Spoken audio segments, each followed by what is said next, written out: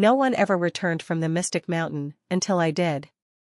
The screen flickers with the image of a lone figure, soaked, breathless, blood on their palms, a shattered compass in hand, staring at a glowing peak that shouldn't exist.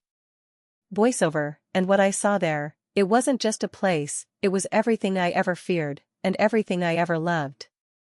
The train hissed as it came to a halt at a nameless station lost deep in the Himalayas. The air was colder than Mira expected, sharp like regret. She stepped off, clutching her worn journal, and looked up. There it was. The mystic mountain. Silent. Towering. Waiting. She wasn't just here to explore. She was here to forget. After losing her fiancé Arv in a plane crash 2 years ago, Mira's world had blurred into grief.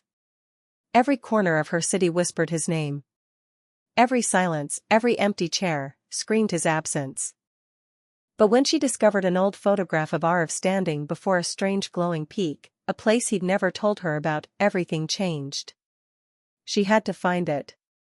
Maybe chasing ghosts is better than living with them, she'd whispered, boarding the train alone. At the base camp, the locals warned her. That mountain changes people. Time moves differently there. Some say it shows you what you most desire, or what you most fear. But Mira only smiled, hollow. I've already lost everything. Mira met Kian, a reclusive mountaineer who agreed to guide her, reluctantly. He had eyes like storm clouds and spoke little. But in the cold silence between them, something began to grow, a slow, hesitant warmth. She noticed how he carefully wrapped her injured hand without a word. How he always walked behind her, making sure she didn't slip. They didn't speak much, but when they did, it felt real. Kian, why are you really here? Mira, after a pause, to find someone I lost. Kian, and if he's not there?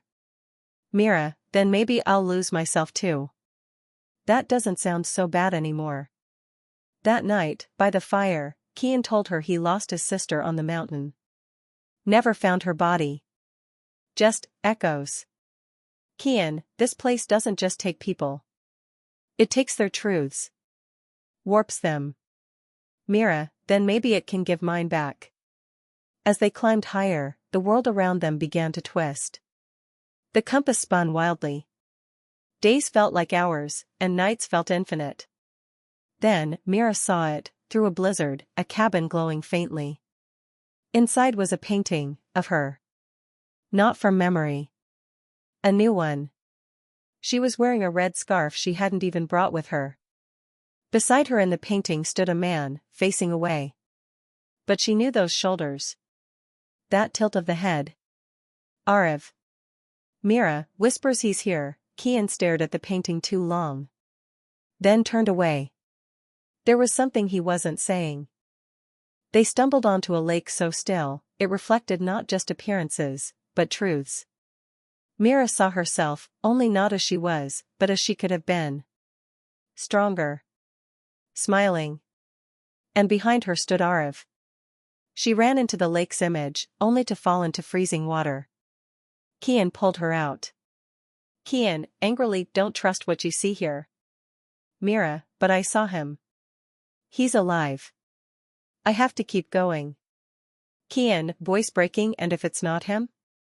If it's just the mountain playing God? She looked at him, and something broke in her chest. This wasn't just an exploration, it was a test. A surreal puzzle where grief and hope blurred into one. As the fog grew thicker, they found themselves walking in circles. Then Mira heard it. Arv's voice. Whispering her name. Arv, softly, Mira, you found me. She ran, Kian shouting behind her. She found a clearing with a man, tired, bruised, bearded, but unmistakably Arv. Mira, crying, you're alive, you're alive. Arv, I never stopped calling for you. They embraced. His warmth felt real. His heartbeat matched hers. But Kian caught up, panting, angry. Kian, that's not him. Mira, what are you saying? Kian, he's dead. I saw the crash site myself. Mira, you said nothing, why? Kian, Because I didn't want to take away your last reason to live. The world shook. Arav backed away, face contorting. Arav, distorted voice, she's mine. You can't take her. And then, his form melted into mist. Shattered and betrayed by her own heart, Mira collapsed. But Kian stayed, quietly holding her through the night. The next morning, he spoke. Kian, I was scared. You looked at me like you used to look at him, and I didn't want to be a replacement. Mira, you're not. You're the only real thing I've found here. They climbed the final ridge together. At the summit, stood a door made of stone and stars. Behind it, memories not yet lived. Futures that could be. Arav's image waited again.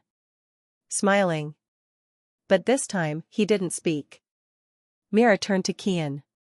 Mira, I came here chasing a ghost. But I think I found something else.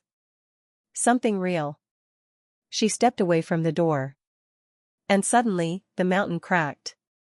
Not violently, but like shedding a skin. Kian suddenly collapsed. His hands glowing. The mountain had taken him instead. Kian, struggling, I was never supposed to leave. I was the trade for your truth. Mira, desperate, no. We go together. We leave together. But the mountain whispered, one must remain, for balance. She clutched him. Cried. Mira, take me instead. Kian, faint smile, you already did. The day you smiled again. He faded. Disappeared into wind. The sky cleared. Mira stood alone. But stronger. Changed. Back at base camp, Mira opened her journal. Inside was a note, not in her handwriting. Love doesn't end. It transforms. Months later, Mira begins speaking at conferences about loss, memory, and the power of surreal experiences. Her story becomes a quiet revolution. But one day, on her porch, a package arrives. Inside, a red scarf. And a photograph. Kian. Standing at the summit. Alive. Smiling. She gasps. The mountain gave him back. Cut to black. If this emotional journey touched your heart, please like the video, comment below and tell us which moment moved you the most. And don't forget to subscribe to DreamVerse for more surreal love stories, mysteries, and emotional journeys. Want a sequel to The Mystic Mountain? Let us know in the comments, we're listening.